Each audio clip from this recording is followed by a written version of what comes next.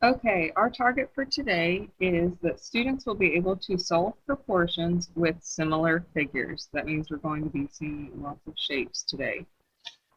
The worksheet that we've got looks like this. How do you make chicken Napoleon? We will know the answer to that when we finish the puzzle at the bottom after we've worked on the answers. Make sure your name is at the top up here, or else you can't get any points. Go ahead and write it on there right now. I say that lots of times and people still turn in things without their name on it. So for this assignment today, you're going to need a piece of notebook paper because there is not enough room for you to write what you need to on this piece of paper. And you're also going to need a calculator because we're going to get some decimals. So make sure you have those things. We can read the instructions first. For these pairs of similar figures, find the length of each side marked with a variable. Round to the nearest tenth, that means one place after the decimal point. Write each variable letter in the box containing the length of that side. So first off, on number one, we have two different shapes. We have the smaller one and a bigger one. Each one of these shapes is going to correspond with the other. So you're going to have to find sides that match. So these look like they're going in the same direction. They have the short side here and the tall side here. So I have 11 and 14, 15, and one side that we don't know. So this is how we're going to set up our proportion because all of these shapes are going to be proportional to the other, and that's how we're going to set it up. So on our notebook paper, we're going to have, let's look at the shape. So we need to pick out our corresponding sides. We're going to do, you don't have to write this on here, but I'm going to call this shape 1. I'm going to call this one shape 2.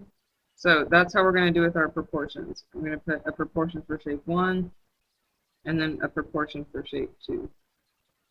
So here we have, we'll do 14 just because it's the furthest left and it's at the top. 14 over 11. So all of shape 1's two sides go right here.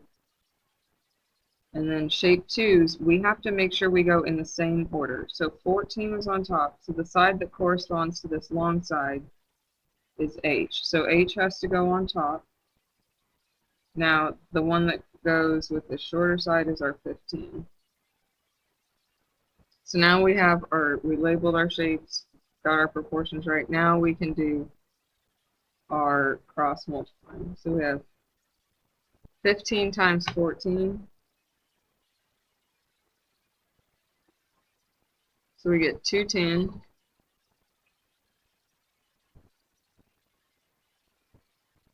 And then we get 11H. That's not a very good looking H. Now I'm going to divide both sides by 11 because that's my number with my variable right here. That'll give me just an H on this side.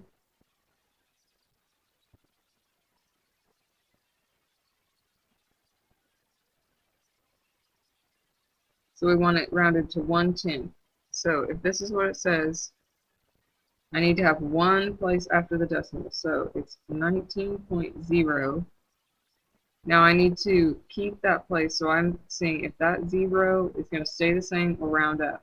Because we never, even though we say round up or round down means it just stays as it is. So it's either going to be 19.0 or 19.1. So to find out which way it's going to round, I have to look at the number next to that one. 9 falls into the 5 or more, raise the score. So I'm going to raise that 0 up to be 19.1. So 19.1 is my answer rounded to the nearest 10th.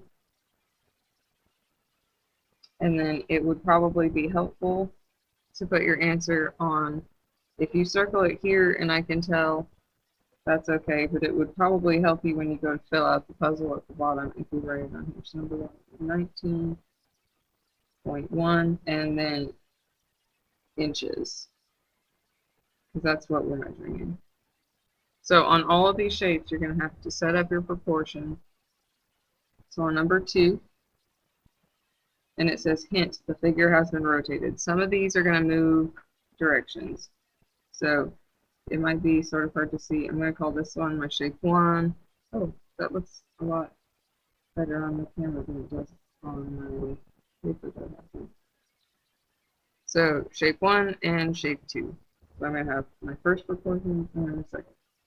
So I'm going to do 9 and 12.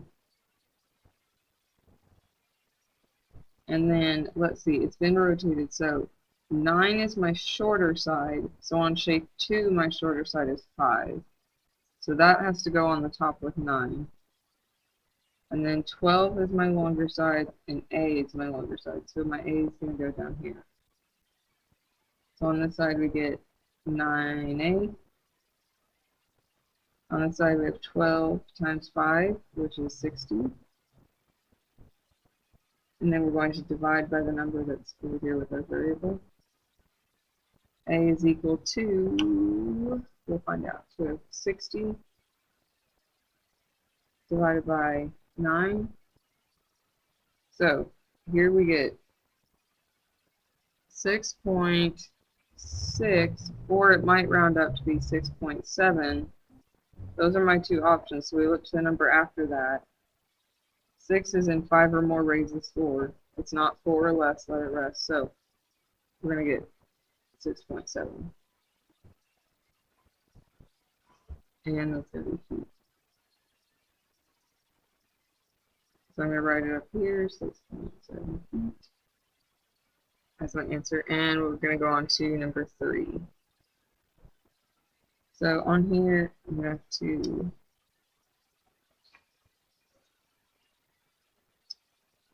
maybe I can do this so you guys can still see. We'll just have to share the screen a little bit. So on number 3,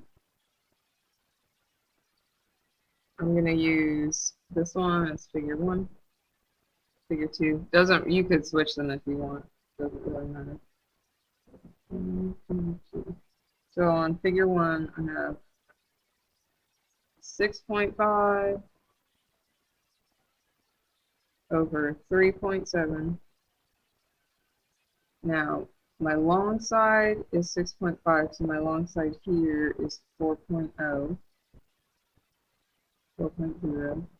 And then my short side is 3.7, and my short side is my E. So on the side 6.5 E, and on this side we have 3.7 times 4 times 0, or just 4, and we have 14.8. Don't worry about any kind of rounding until you get to your final answer.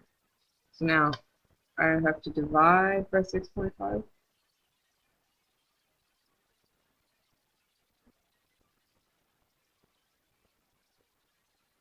So it's going to give me E is equal to, so I have 2.2.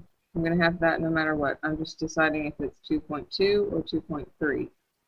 The 7 makes that 2 round up, so it's going to be 2.3. The 2, the stuff before the decimal, will never change, whether that rounds up or down. Oh, and I need a unit. What do I have here? Meters. So I'm going to write my answer 2.3 meters. So I did 3. You guys have some more you can work with your partner.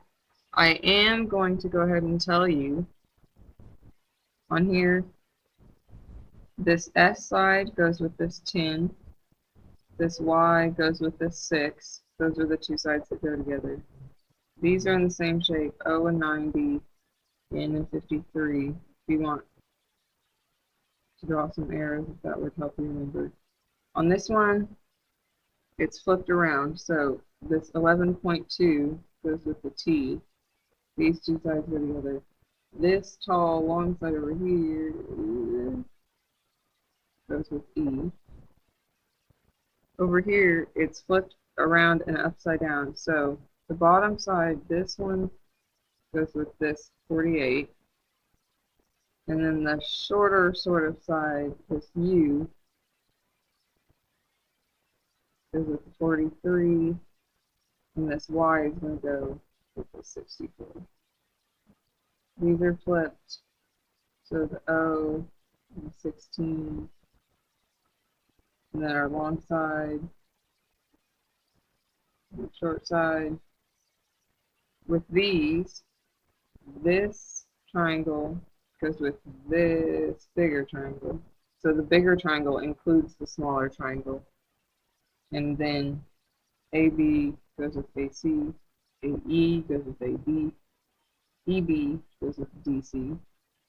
And 10 is like the same way. The bigger triangle includes the size of the smaller triangle. Now these on 11 and 12 are a little tricky.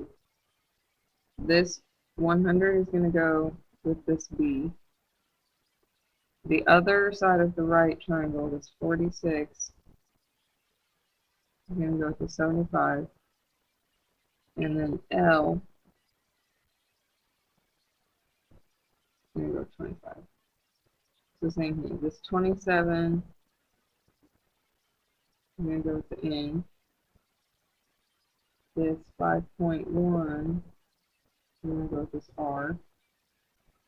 And the 4.3, I'm going to go with that 9.8. So there shouldn't be any questions on which sides go with which. So you're going to need to label which shape is 1 and which shape is 2. And that way you can set up your proportions. And then when you write your second fraction over here, you know which sides go together because we just marked most of them with arrows. Thanks.